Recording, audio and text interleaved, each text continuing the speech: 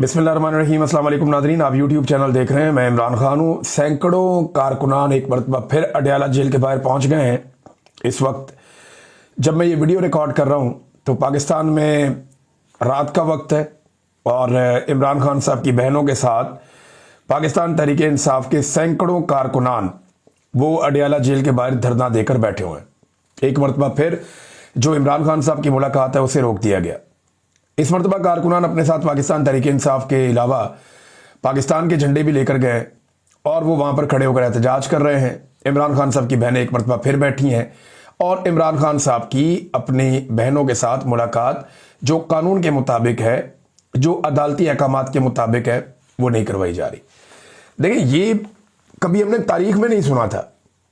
को कैदी जेल के अंदर है, उसकी फैमिली मिलने जा रही है जी, मुलाकात ही नहीं करवा रहे। ये तारीख में हमने सुना ही नहीं था।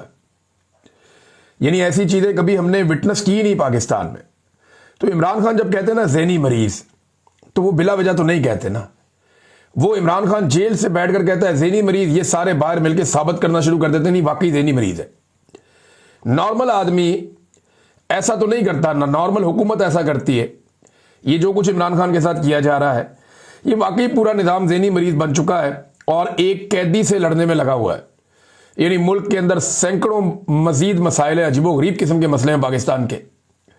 बेड़ा गर्क कर दिया मईशत का पकड़ के, हर चीज को ओने पोने बेच रहे हैं।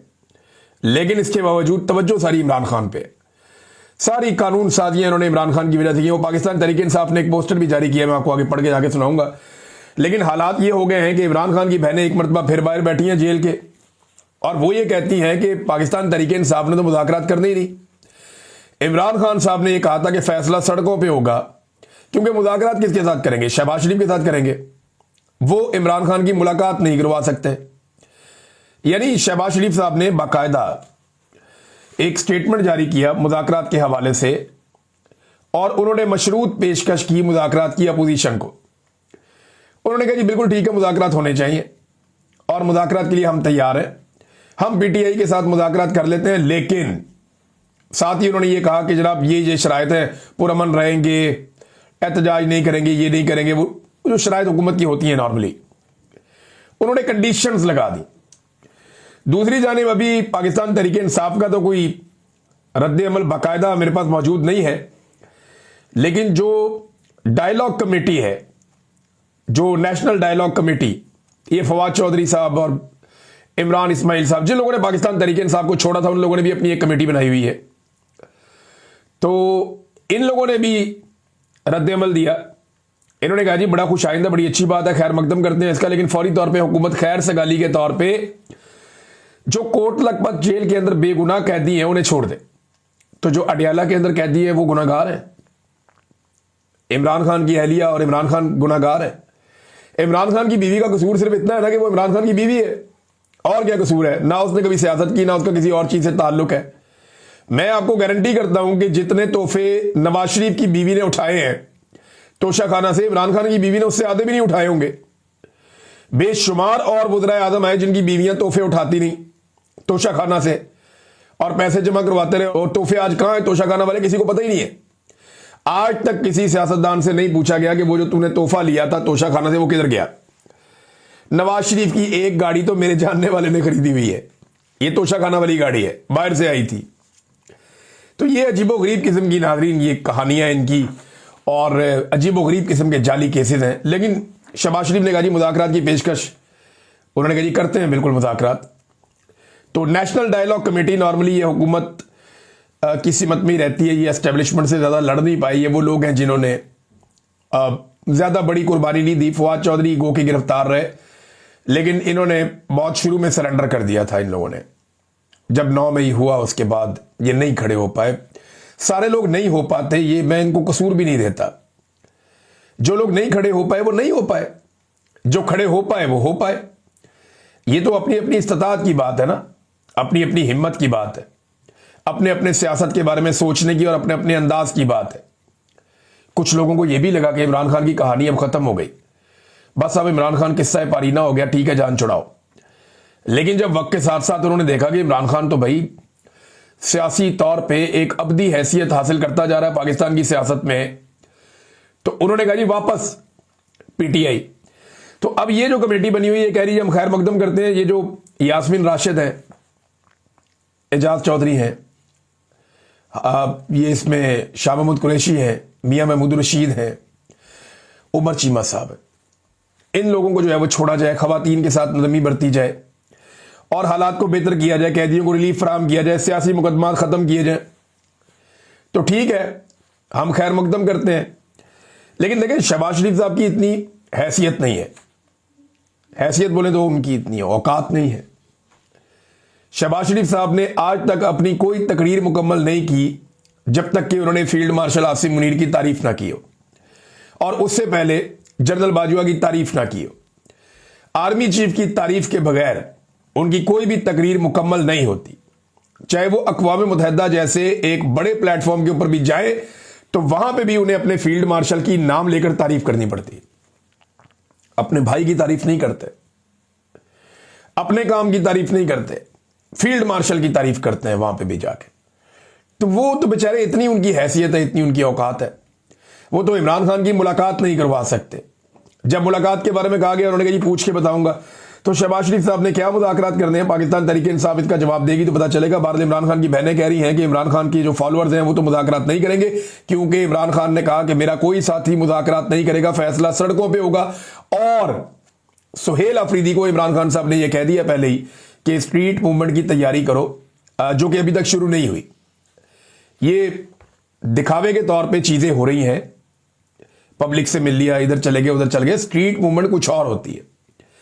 पहले सुहेल अफरीदी साहब को और उनके लोगों को यह समझना पड़ेगा कि स्ट्रीट मूवमेंट होती क्या है और ये किस लेवल तक पब्लिक के अंदर जाती है, उसकी तैयारी कैसे होती है, पहले उन्हें समझना पड़ेगा। जब समझ आ जाएगी फिर वो शुरू कर देंगे। तो अभी उस तरफ मामला गया नहीं, लेकिन उसका काम हो रहा है। जो ग्राउंड वर्क है, जो उसकी पेपर वर्क है कि किस तरीके से उसको करना है, उस पर वो लोग काम कर रहे हैं अभी। तो नाजरीन शहबाज शरीफ साहब के तो इख्तियारात ही नहीं है, तो उन्होंने कैसे करना है, मुज़ाकरात कैसे कर सकते हैं वो। दूसरी बात यह है कि पाकिस्तान तहरीक इंसाफ तो जो मेन मुतालबा करती है कि नए इंतखाबात करवाएं, और नए इंतखाबात क्या पुराने इंतखाबात में इनकी मौत वाक़ई हो गई थी, इनकी सियासत तो दफन हो गई थी पिछले इंतखाबात में। तो पिछले इंतखाबात में बड़ी मुश्किल से ये पूरा का पूरा इलेक्शन चोरी करके आके इक़्तिदार में बैठे। अब दोबारा से इनको वैसा इंतखाब तो नहीं मिल सकता, बार बार तो नहीं गंद मारा जाएगा पाकिस्तान में, और बार बार रिस्क लिया भी नहीं जा सकता। लिहाजा शहबाज शरीफ साहब या उनकी हुकूमत या पीपल्स पार्टी या बाकी लोग ये क्यों तस्लीम करेंगे या क्यों ये बात मानेंगे कि ठीक है पाकिस्तान में दोबारा से इंतखाबात करवा देते हैं, जबकि उन्हें पता है कि उनकी हालत 8 फरवरी 2024 से भी ज्यादा पतली हो चुकी है। कोई छोटी मोटी उम्मीद पब्लिक को उनसे बाकी थी तो वो भी खत्म हो गई है। यानी रिजीम चेंज करते वक्त इन्होंने जो सबसे बड़ा एक नारा लगाया था ना, वो ये था कि महंगाई हम खत्म करेंगे। महंगाई बहुत ज्यादा हो गई है, लिहाजा हम रिजीम चेंज करने जा रहे हैं, रिजीम चेंज करने के बाद हम महंगाई ठीक कर देंगे।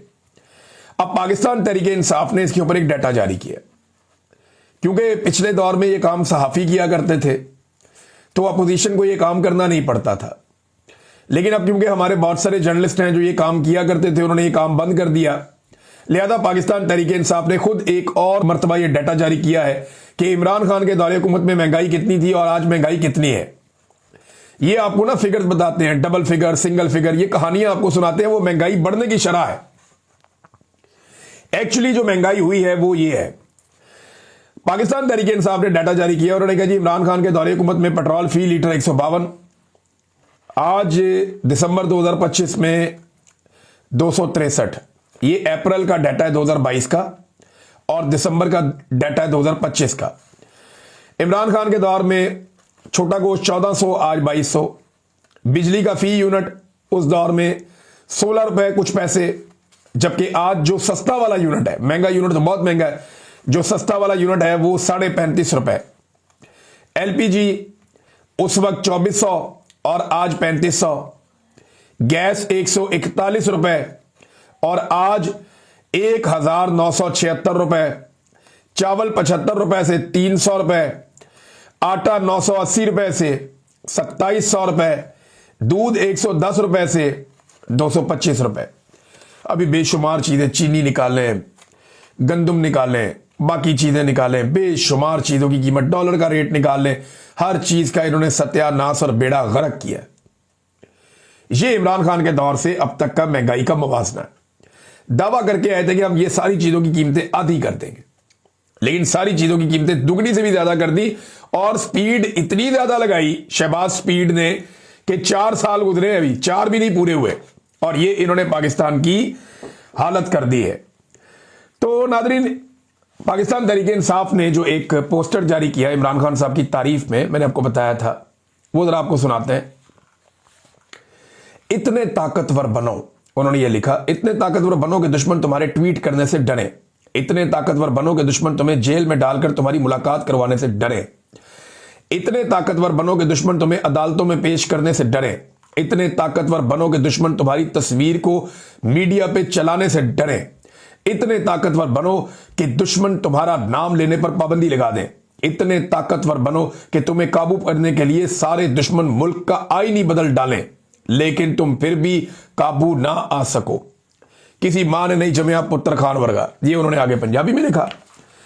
तो ये जनाब पाकिस्तान तहरीक इंसाफ ने इमरान खान साहब की तारीफ की। वैसे हकीकत तो यही है, आईनी तरमीम से लेकर सारे इकदाम, आसिम मुनीर साहब की भाग दौड़ से लेकर अमरीकी हुक्म मानने तक, हर चीज जहां जहां ये जा रहे हैं बेचारे, जो कुछ कर रहे हैं, जितनी भाग दौड़ कर रहे हैं, सब इमरान खान के खौफ में कर रहे हैं, क्योंकि मईशत इनसे चली नहीं, महंगाई इनसे कंट्रोल हुई नहीं, दहशतगर्दी पाकिस्तान में बढ़ती चली गई, पाकिस्तान में सियासी इस्तेहकाम ये ला नहीं पाए, सरमायाकारी पाकिस्तान में आ नहीं रही, पाकिस्तान से पैसा और इंसान बड़ी तेजी से पाकिस्तान छोड़कर बाहर भागते चले जा रहे हैं। ये हालात आसिम मुनीर साहब के 3 साल दौर के अंदर हुए हैं और मायूसी बढ़ती गई है कम होने की बजाय। अब उल्टा जो उलमा इकराम, जो नॉर्मली मुल्ला मिलिट्री एक अलाइंस रहता था, मुझे हैरत हुई कि ये मौलवियों को क्या हो गया, सारे मौलवी इकट्ठे होकर आसिम मुनीर साहब को पड़ गए। ये मौलवी क्यों पड़ गए आसिम मुनीर साहब को? देखिए, इनकी अपनी भी बेचारों की क्रेडिबिलिटी है ना, उनकी अपनी भी क्रेडिबिलिटी बढ़ जाती है। मौलवियों से हुआ ये ना कि मौलवियों ने इतने जूते पॉलिश कर लिए, इतने जूते पॉलिश कर लिए कि फंस गए बेचारे। अब उनके पास कोई रास्ता नहीं है कि वो करें क्या। तो मौलवियों का थोड़ा बहुत जो है, उनको शायद इजाजत मिली होगी या उन्होंने इजाजत ली होगी या कुछ कर करा के मौलवियों ने कुछ मुतालबात सामने रख दिए। अब अगर इन मुतालबात के लिए मौलवी सड़कों पे आ जाते हैं, इन मुतालबात के लिए मौलवी ये कहते हैं कि हम सर पे कफन बांध रहे हैं, हम मरने के लिए तैयार हैं, फिर तो हम मान लेंगे जनाब मौलवियों के जो मुतालबात हैं वो मुतालबात उनके ठीक हैं और उलमा जो है वो अपने मुतालबात के ऊपर खड़े हैं। लेकिन अगर मौलवी बिल्कुल खामोशी के साथ कंबल लपेट के बैठ जाते हैं तो इसका मतलब यह है कि मौलवियों ने थोड़ा दबाव डाला है अपनी साख बचाने के लिए और थोड़ा सा एस्टेब्लिशमेंट पे दबाव डाल के कुछ चूरी खाने के लिए, क्योंकि सारी चूरी तो वो ताहिर अशरफी साहब जैसे लोग जो है दरबारी मुल्ला वो खा जाते हैं। तो अब जनाब यहां पे ये मौलवियों ने जो एक मुतालबात की एक फहरिस्त है, 3-4 मेन चीजें जो हुई हैं मौलवियों के इकट्ठ में। ये बड़े बड़े मौलवी हैं, पाकिस्तान के सारे उलमा इकराम हैं, बड़े मौलवी हैं। इसमें मुफ्ती तकी उस्मानी साहब से आप शुरू हो जाएं, मौलाना फजलुर रहमान साहब तक आप आ जाएं, और एहतशाम इलाही जहीर साहब हैं, फिर और बहुत सारे, मैं किस किस का नाम लूं, यहाँ पे मुफ्ती मुनीब हैं।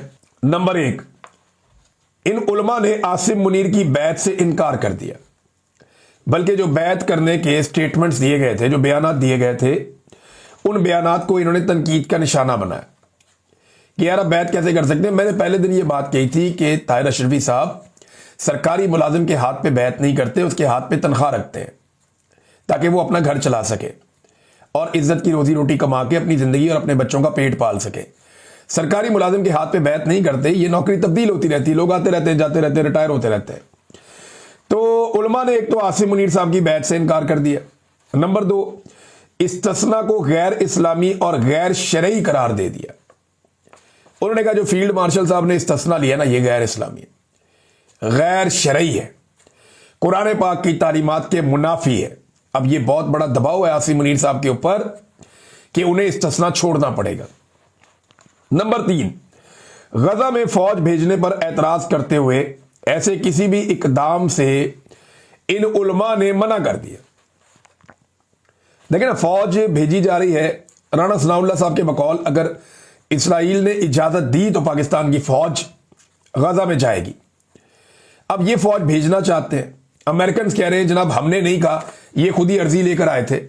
इन्होंने कहा जी हम अपनी फौज गजा में भेजना चाहते हैं, स्टेबलाइजेशन फोर्स के अंदर। अब मैं आपको खबर यह भी दे देता हूं कि 3 फौजें तैयार हैं जिन्होंने सबसे पहले जाना है। सबसे बड़ी तादाद गालिबन इंडोनेशिया की फौज की होगी, वो हो सकता है 4 से 5 हज़ार तक फौजी फराम करें। दूसरे नंबर पे जो अब तक इतलात आ रही है, और ये अनकन्फर्म्ड इतलात है, इनके मुताबिक 3,000 से 4,000 के बीच में पाकिस्तानी फौजी हो सकते हैं। फिर कुछ फौजी लीबिया से लिए जाएंगे, 2-3 और मुल्क हैं जिनसे बातचीत चल रही है, वहां से भी फौजी लिए जा सकते हैं। लेकिन अरब ममालिक में कोई भी ऐसा काबिल जिक्र बड़ा अरब मुल्क नहीं है, मशहूर अरब मुल्क नहीं है जो अपनी फौज को गजा में भेजने पर आमादा हुआ। उन्होंने इनकार कर दिया, तुर्की ने इनकार कर दिया, ईरान ने इनकार कर दिया, अजरबैजान ने इनकार कर दिया। तो जितने बड़े इस्लामी ममालिक हैं, सऊदी अरब ने इनकार कर दिया, यूएई ने इनकार कर दिया, उर्दन का अभी तक इनकार चल रहा है। तो ये जो इनकार बड़े मुल्कों ने कर दिया, तो ये बाकी मुल्क ये बच गए हैं और ये अब भिजवाएंगे जनाब वहां पे। ताहिर अशरफी साहब को तनहा करके रगड़ा लगा दिया मौलवियों ने ताहिर अशरफी साहब को कहा ये हमारा नुमाइंदा ही नहीं है, ये हमारी नुमाइंदगी करता ही नहीं है। लोगों ने बड़ी जू मानी अल्फाज भी उनके बारे में कहे, मैं यहां कहना नहीं चाहता, लेकिन ताहिर अशरफी साहब हुजूम में तनहा रह गए। उन्होंने बड़ी बड़के मारी है, 30 लाख बंदा तो मैं ला के खड़ा कर दूंगा, आपके हाथ में बैत करते हैं। और सारे मौलवियों ने कहा केड़ा 30 लाख बंदा, जा काम कर। इस तरह की बात उन्होंने की है। ताहिर अशरफी साहब को तनहा कर दिया। अब वो अकेले बेचारे, उन्हें समझ नहीं आ रही। वो सरकारी मुल्ला होता है ना, बस उसके आसपास थोड़े से मौलवी होते हैं जमा, वो उनके जरिए से अपना खेल खेलता है। सरकारी मुल्ला की इतनी औकात होती है, हमेशा से ऐसे ही होता है। दरबारी मुल्ला की कोई औकात नहीं होती, ना तारीख में उसका कोई नाम रहता है, कभी कोई याद भी नहीं रखता दरबारी मुल्ला को कि इस तरह का कोई मुल्ला आया भी था। लेकिन जो लोग इस्लाम के लिए खिदमत सर अंजाम देते हैं, वो दीन के लिए काम करते हैं, लोगों के लिए काम करते हैं, उनका नाम जो है वो सदियों तक, दहाइयों तक जिंदा रहता है। लेकिन ये लोग जो है ना, तारीख में गायब हो जाते हैं। इनको तो कोई याद भी नहीं रखता। इनकी अपनी जिंदगी में जब ये रिटायर हो जाते हैं, काम के काबिल नहीं रहते, तो लोग तभी इनको भूल जाते हैं। बहरहाल इन्होंने इस बात पे एतराज किया है मौलवियों ने कि आपने फौज नहीं भिजवानी गजा में, क्योंकि वहां पे जो इरादा है वो ये है कि गैर मुसल्लह किया जाएगा हमास को, तो इस काम में पाकिस्तान हाथ ना डाले। ये भी उलमाए किराम ने मना कर दिया। अच्छा, एक तरफ हम हर तरफ जाके पंगे ले रहे हैं, हर तरफ हर चीज के अंदर हम शामिल होना चाहते हैं, बैनुल अक़वामी सतह पे कभी इधर कभी उधर, कभी ये सौदा कभी वो सौदा। और हालत हमने पाकिस्तान की क्या की हुई है कि दुनिया में जो भिखारियों की तादाद में ममालिक का एक डाटा आया, तो जनाब नंबर 1 जो मुल्क है, नंबर 3 से आ जाते हैं। चले, नंबर 3 पे शाम है। शाम एक ऐसा मुल्क है जिसमें तीसरे नंबर पे सबसे ज्यादा भिखारी हैं उनके। इसके बाद नाइजीरिया है दूसरे नंबर पे, और पहले नंबर पे पाकिस्तान आ गया पूरी दुनिया में। अब मैं आपको 2 चीजें बताता हूं, एक तो पाकिस्तान एक इस्लामी मुल्क है, इस्लामी जमहूरिया पाकिस्तान, और पाकिस्तान के पास सबसे ज्यादा भिखारी हैं। बदकिस्मती से हमारे इतनी बड़ी तादाद में तो भिखारी बाहर से डिपोर्ट होकर हजारों की तादाद में पाकिस्तान पहुंच गए। पूरी दुनिया में हमने भिखारी एक्सपोर्ट किए हैं।